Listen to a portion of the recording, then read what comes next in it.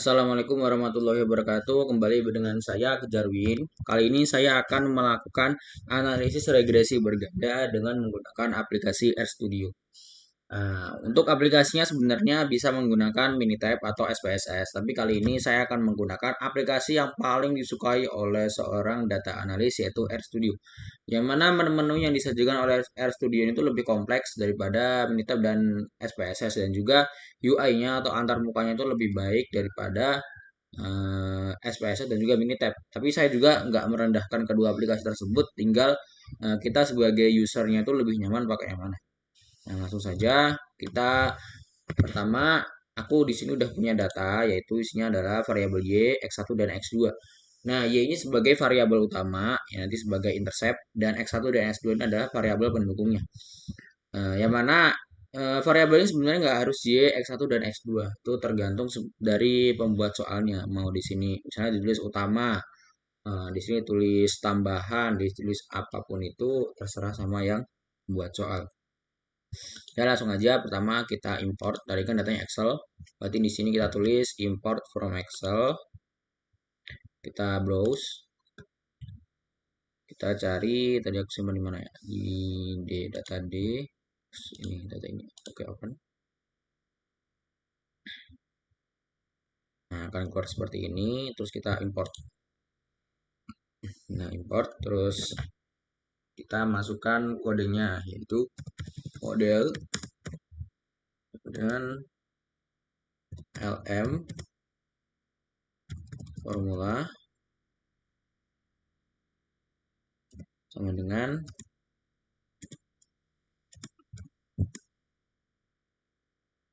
Y. Tadi kan namanya Y ya, jadi kita tulis Y, tulis 1 plus 2, koma, data sama dengan logic, enter, terus summary sama dengan,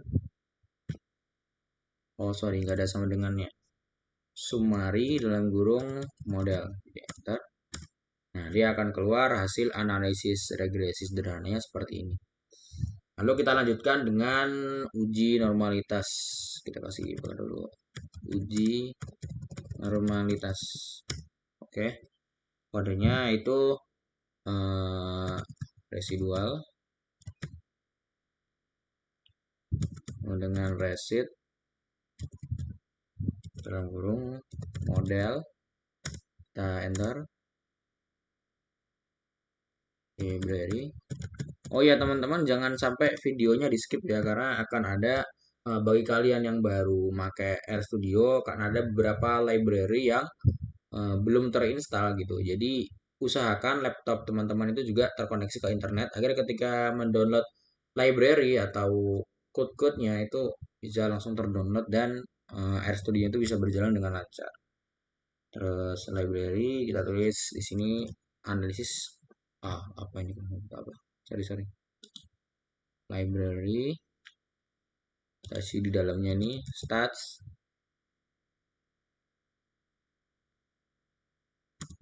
terus enter. Di sini kita tulis untuk normal itu kita uji Shapiro test dalam kurung model, sorry, residual. Nah gini, nah akan keluar di sini uji normalitasnya. Terus selanjutnya itu adalah uji heterokedastisitas, uji heterokedastisitas. Nah, di sini kan nih install packages. Nah, di sini harus terkoneksi internet ya, laptop kalian agar bisa terdownload packagesnya LM test. Nih, di sini sedang menginstal. Karena saya juga udah punya sebenarnya, jadi nggak masalah. Yang penting ini kan error kan, karena emang laptop saya nggak terkonek internet. Nggak masalah karena yang penting udah install gitu. Terus lanjut ke library lmtest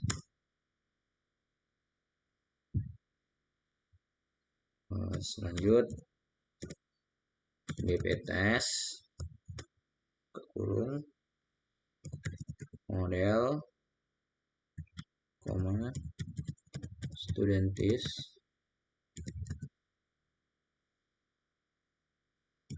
sama dengan f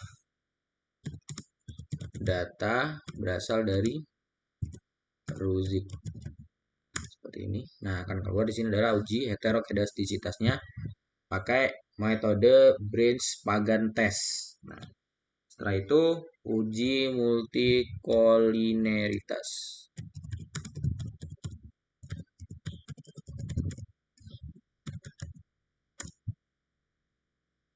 Nah, ini lagi install PCGes car. Nah, di sini lagi-lagi kita nggak terkoneksi internet, tapi karena saya udah pernah nginstal jadi nggak masalah.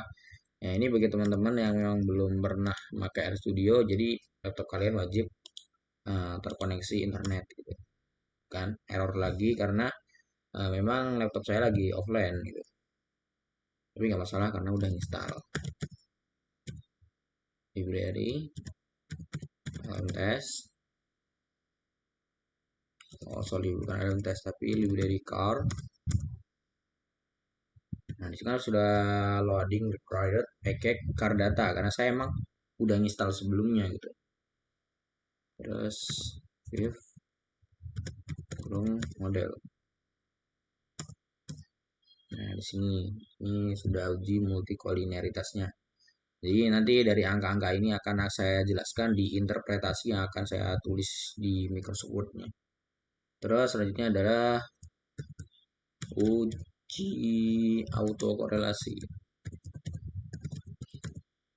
Autokorelasi. Kita buka library-nya lagi. Lmtest. Terus kita pakai Durbin Watson test. Pakai model. Nah, di sini Durbin Watson test. Ini udah semua yang kita butuhkan udah selesai.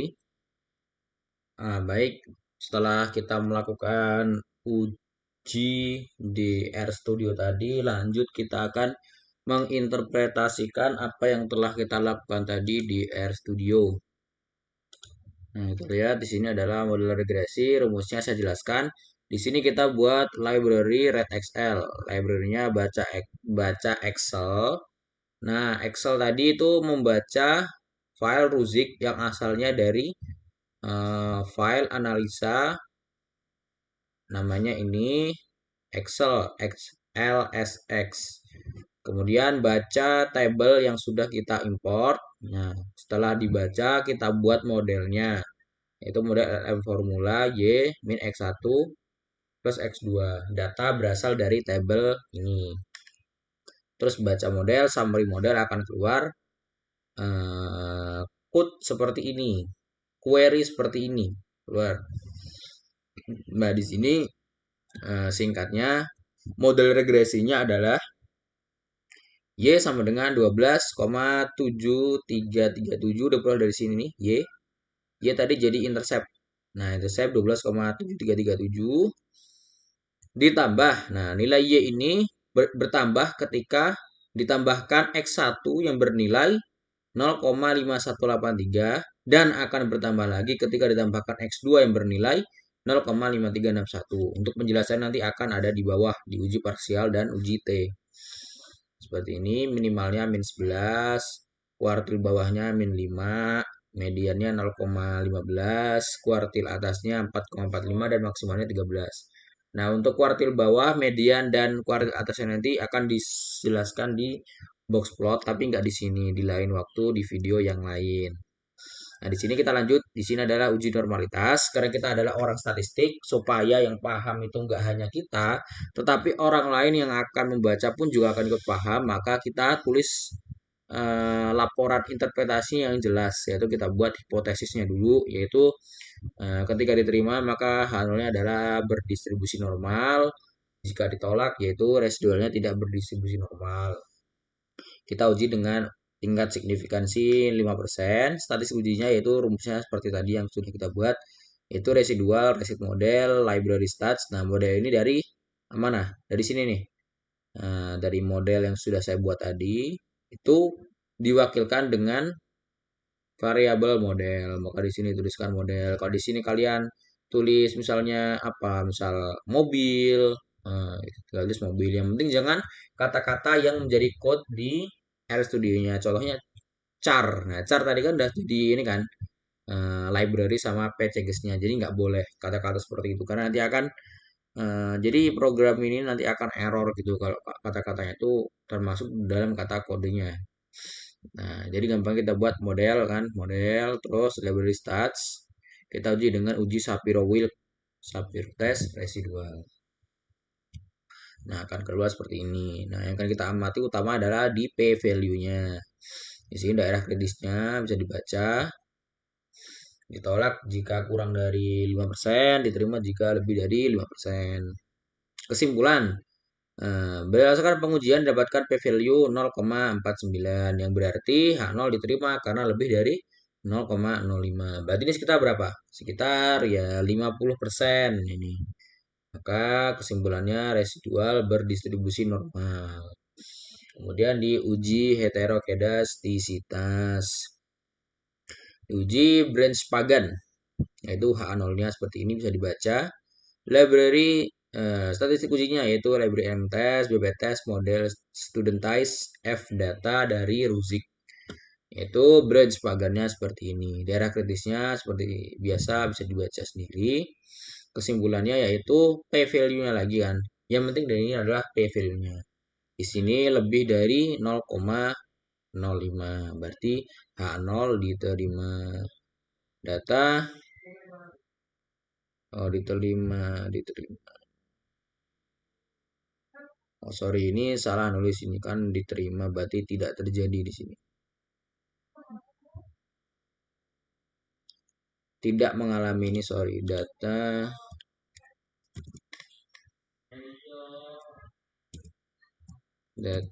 tidak mengalami heterokedastisitas. Karena tadi kan sesuai di awal ketika diterima kan diterima itu ketika P value lebih dari 0,05. Ini tidak terjadi.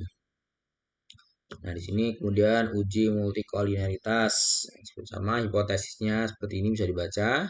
Kemudian ini tingkat signifikansinya, kemudian statistik ujinya seperti ini. Nah, ini nih beda. Tadi kan pakai p-value, ini pakai nilai VIF.